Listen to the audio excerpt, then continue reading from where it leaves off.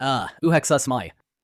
Moskva suurim iga-aastane pidu, mille juured ulatuvad aastakümnete taha, algselt võidupüha paraadina, et tähistada Nõukogude Liidu võitu Saksamaa üle suures Isamaasõjas. See ei ole minu lemmikpäev Venemaa kalendris ainult uue videomaterjali hankimiseks. See on olnud poliitiliste intriigide objektiks igal aastal alates sissetungi algusest. Mina isiklikult olen piisavalt vana, et mäletada seda naeruväärset meediakõmu 2022 aastal, kui inimesed tõesti nii arvasid. Putin kasutab seda võimalust, et kuulutada Ukrainas võit ja taanduda piiridele, mis sarnanesid varasema status quo'ga. 48 kuud hiljem jätkub seda endiselt. Ja nüüd on suurem osa iga-aastasest intriigist pöördunud selle poole, mida Venemaa paraadiga veel teha suudab. Nii varustuse puuduse tõttu, mis on tingitud kaotustest Ida-Ukrainas, kui ka suurenenud julgeolekumurede tõttu, mida põhjustavad pikamaa droonid ja tiibraketid. Nunnude roosade lindude järgi nime saanud. Ja kui me jätkame selle palju meeldivama videomaterjali nautimist, lubage mul liikuda palju tõsisema teema juurde. Mis võib sel aastal juhtuda 9. mail? Spekulatsioonid jätkuvad, et sel korral võib Vladimir Putin olla sihikule võetud, kuna Kreml on avalikult teatanud väiksemast paraadist ning erinevad raportid räägivad Putini üldise turvaaparaadi tugevdamisest. Seega, täna tahan keskenduda 3 asjale. Esiteks käsitleme 2 lühiajalist relvarahu ettepanekut, mille eesmärk on tagada turvaline pidustus Moskvas, sealhulgas üht humoorikat Ukraina trollet. Seejärel muutume tõsisemaks, kirjeldades üldise julgeolekuprobleemi strateegiat ja seda, mida see ütleb mitte ainult võidupüha rünnakute kohta, vaid ka selle kohta, mis praegu toimub. Ja lõpuks asetame selle laiemasse raportisse, mis käsitleb režiimi julgeolekuolukorda Vladimir Putini jaoks. Aga alustame relvarahu jamast. Ja las ma ütlen kohe ette ära, et see vestlus saab olema pigem naljakas kui tõsine. Nii nagu paraad on iga-aastane traditsioon, on ka Venemaa jaoks traditsiooniline relvarahu väljakuulutamine, et tähistada suurt Nõukogude võitu. Tegelikult on see lihtsalt viis tagada, et Putin saaks oma paraadi takistusteta läbi viia. Sind ei üllata ilmselt see, et nende relvarahude täitmine on olnud parimal juhul ebajärjekindel. Kuid Kreal otsustas Ukraina teha midagi naljakat. Nädal alguses teatas Zelenski, et jah, Venemaa võib oma relvarahu saada. Kuid see ei alga 9. mail. Selle asemel algab see 6. mail. Sellest hetkest alates hakkaks Ukraina Venemaa tegevust peegeldama. Ei tulistada Ukraina pihta ja siis ei tulistada ka Venemaa pihta. See on silma vastu. Põhimõtteliselt üritas Ukraina näidata ühepoolsete relvarahude mõttetust. Sa ei saa lihtsalt öelda, et nüüd on relvarahu ja ootamatult see ka tekib. Mõte on selge, sest Venemaa jätkas tõepoolest sõda nagu tavaliselt. Seega liigub spekulatsioon selle juurde, mida Ukraina võiks teha võidupüha ajal, samal ajal kui Venemaa hoiatab taas, et kui Ukraina Moskvas pidustusi segab, on tagajärjed tõsised. Märkus Kremlile ja kõigile teistele, kes seda suuremat sõda ei jälgi. Mida Venemaa siis teeb? Tungib Ukrainasse sisse? Moskval pole varuks ühtegi lisakaarti, sest kõik on juba mängitud või on muul põhjusel välistatud, kuna Pekingule see ei meeldiks. Sa ei saa lihtsalt ähvardada, et võidad sõja, sest kui sa suudaksid, oleksid sa seda juba teinud. Kui nüüd laiemalt vaadata, siis ma kirjeldaksin seda kogu vastastikust vaherahu asja kui tähelepanu kõrvalejuhtimist. Zelenski poolt kehtestatud vaherahu on meedias ringelnud meisterliku käiguna, mis paljastab Kremli silmakirjalikkuse vaherahu küsimuses.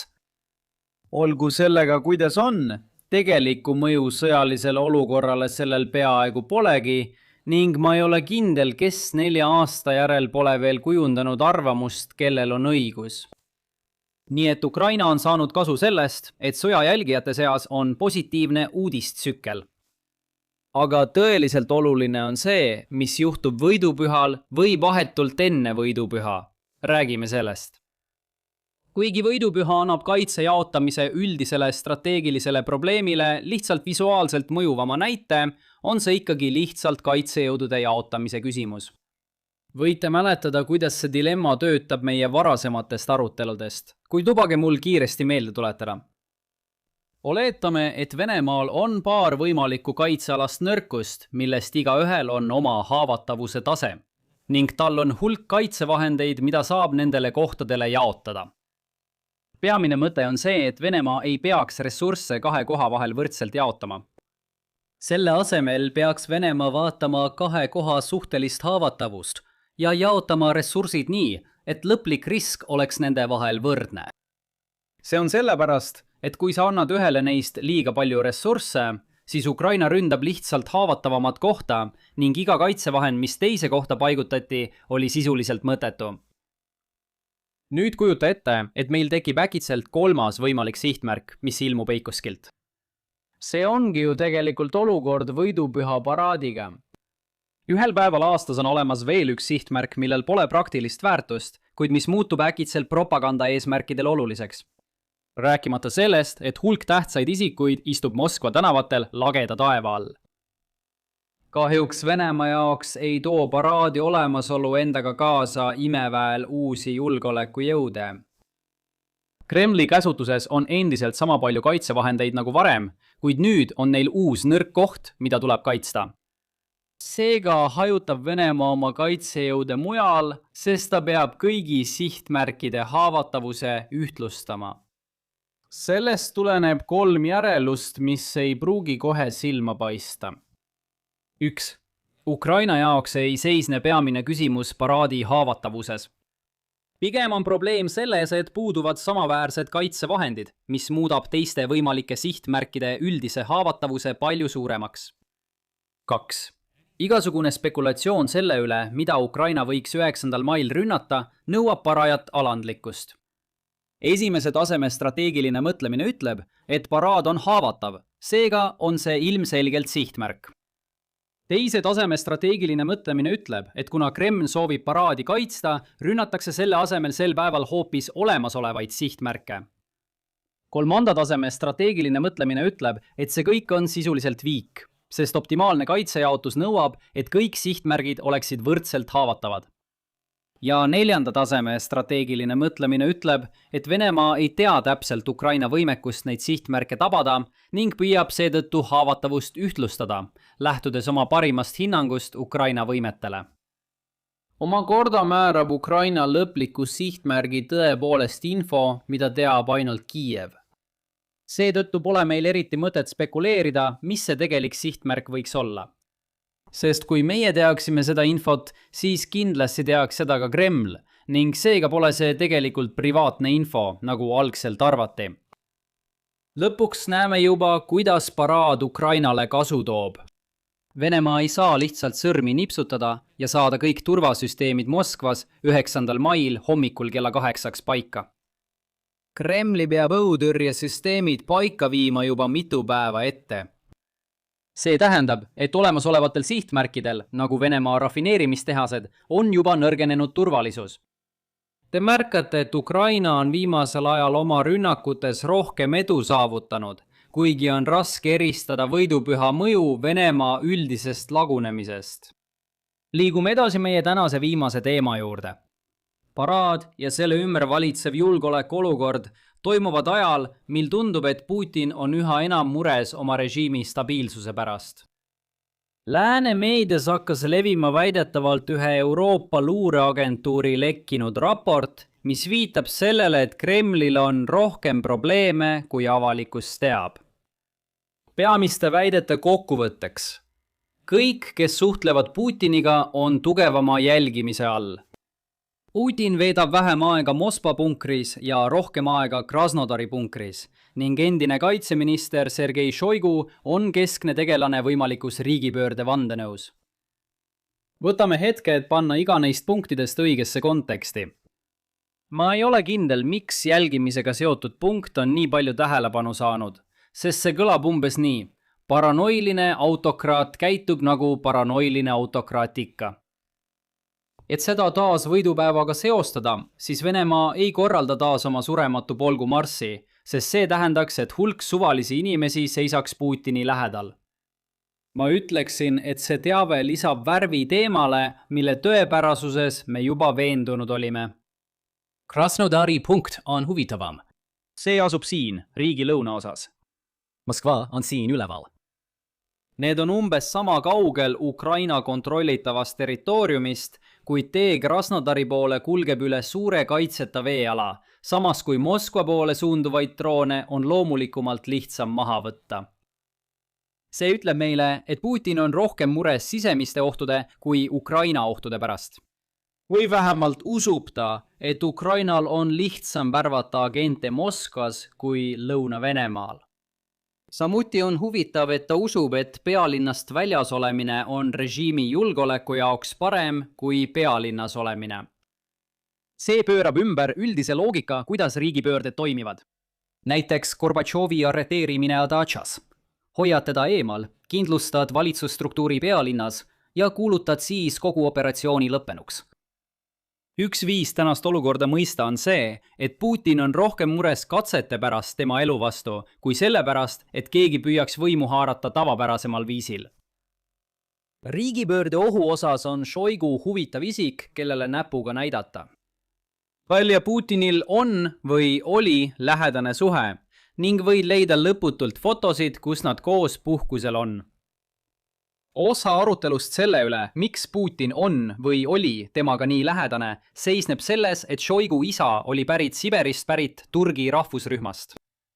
Seetõttu oli Šoigu mitteohtlik, sest Moskva poliitilised võimukandjad ei aktsepteeriks teda kunagi uue juhina, kui ta peaks kunagi proovima Putinit kukutada. Sellepärast oligi ta nii kaua kaitseminister ja isegi pärast seda, kui sõda tõestas tema ebaefektiivsust selles rollis, liikus ta edasi julgeolekunõukogu sekretäriks. Aga luurearuanne ütleb, et võib-olla on ta siiski oht. Igatahes arvan ma, et sellist lekkinud luurearuannet tuleb võtta ettevaatlikult.